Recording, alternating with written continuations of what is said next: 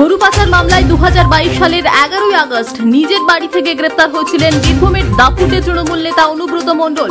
গত 3 দিন আগে আদালত জামিন দেয় কেষ্টকে। 18 মাস পর তিহার জেলের বাইরে কেষ্ট। এই মুহূর্তে মেয়েকে নিয়ে কলকাতায় ফিরছেন অনুব্রত মণ্ডল।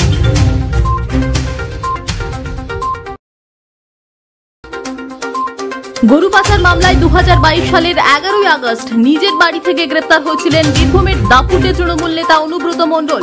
গত 3 দিন আগে আদালত জামিন দেয় কেষ্টকে। 18 মাস পর তিহার জেলের বাইরে কেষ্ট।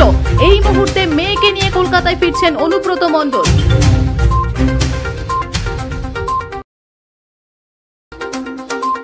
গরু পাচার মামলায় 2022 সালের 11ই আগস্ট নিজের বাড়ি থেকে গ্রেপ্তার হয়েছিলেন বীরভূমের দাপুটে তৃণমূল নেতা অনুব্রত মণ্ডল। গত 3 দিন আগে আদালত জামিন দেয় কেষ্টকে। 18 মাস পর তিহার জেলের বাইরে কেষ্ট। এই মুহূর্তে মেয়েকে নিয়ে কলকাতায় ফিরছেন অনুব্রত মণ্ডল। সুলভে সঠিক চিকিৎসার একমাত্র প্রতিষ্ঠান বিবেকানন্দ হসপিটাল। 24 ঘন্টা emergency service, blood bank, trauma care. আপনাদের সেবায় আমরা তৎপর।